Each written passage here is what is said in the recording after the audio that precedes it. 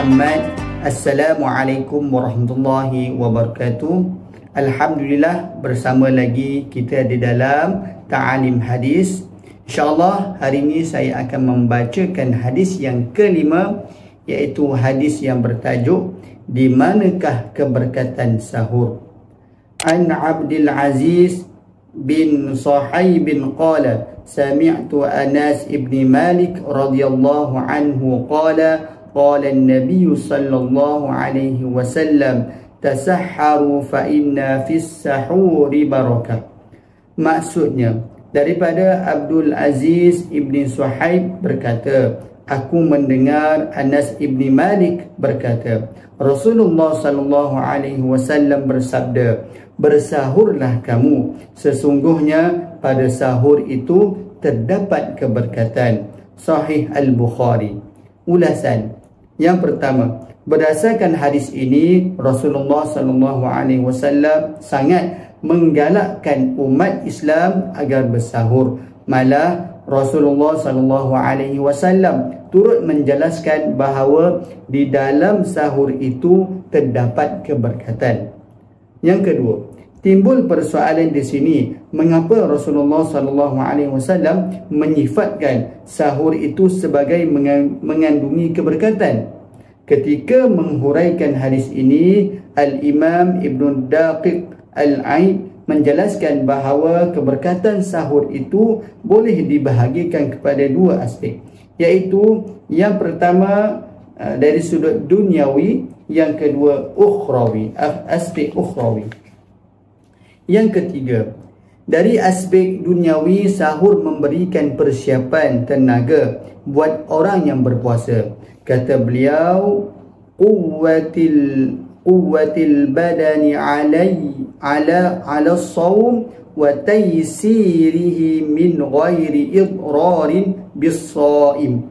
Sahur memberikan kekuatan badan buat yang berpuasa dan mempermudahkan urusan tubuh tanpa memudaratkan orang yang berpuasa. Fathul Al-Bari. Yang ketiga, manakala dari sudut akidah pula, sahur pada hakikatnya memberikan jati diri yang jelas buat Muslim. Ini kerana sahur membezakan antara puasa kita dengan puasa agama yang lain. Perkara ini dijelaskan sendiri oleh Rasulullah sallallahu alaihi wasallam dalam sabdanya, perbezaan puasa kita dengan puasa ahli kitab adalah dengan makan sahur. Sunan An-Nasa'i. Selain itu, yang keempat, selain itu, sahur juga menjemput keberkatan ukhrawi dari aspek yang lain. Menurut Rasulullah sallallahu alaihi wasallam, orang yang bersahur akan menerima doa daripada para malaikat. Sabda Rasulullah sallallahu alaihi wasallam, fa innallaha wa malaikatahu yusalluna 'alal mutasahhirin. Sesungguhnya Allah dan para malaikatnya mendoakan buat mereka yang bangun sahur. Bayangkan, andai kita menyedari bahawa perbuatan sunnah ini bukan sahaja mempersiapkan tubuh kita untuk melakukan ibadah, malah orang yang bersahur akan didoakan oleh Allah dan para malaikat. Maka apakah keberkatan yang lebih dicari berbanding keredaan Allah sendiri? Jelas, golongan yang didoakan oleh Allah dan para malaikat ini adalah golongan yang dicintai oleh Allah. Al-Imam Ibn Rajab pula menukilkan beberapa perkara yang dilihat menzahirkan keberkatan sahur. Menurut beliau, persiapan jiwa orang yang beriman dengan bersiap bangun awal untuk beribadah menggambarkan sosok tubuh yang diberkati. Mereka yang mempersiapkan diri untuk berpuasa dan menunaikan solat subuh berjemaah menggambarkan jiwa yang dilimpahi dengan kebaikan dan keimanan. Yang keenam, malah bangun sahur ini juga dari satu aspek memberikan peluang kepada seorang Muslim untuk bertemu dengan waktu sepertiga akhir malam. iaitu waktu yang mudah dimakbulkan doa seseorang itu.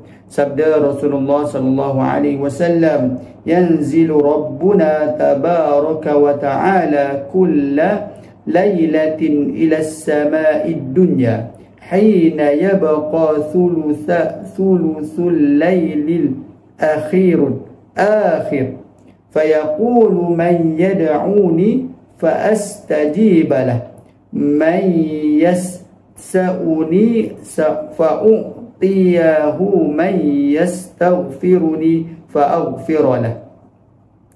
Allah tabaraka wa ta'ala turut ke langit dunia pada sepertiga malam yang terakhir. Di setiap malam lantas berfirman, siapa yang berdoa kepadaku maka akan aku jawab doanya.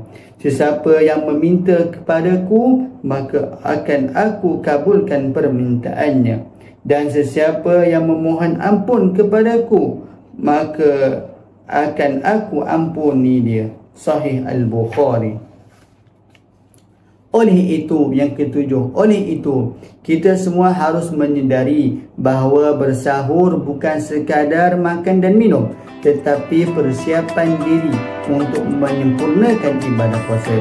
Ibadah yang Allah khususkan buat dirinya sendiri seperti yang disebutkan di dalam hadis. Alhamdulillah, selesai saya membaca hadis pada hari ini. Semoga apa yang kita dengar dapat kita amal dan sampaikan kepada semua, insya-Allah. Allahumma salli ala Sayyidina Muhammad.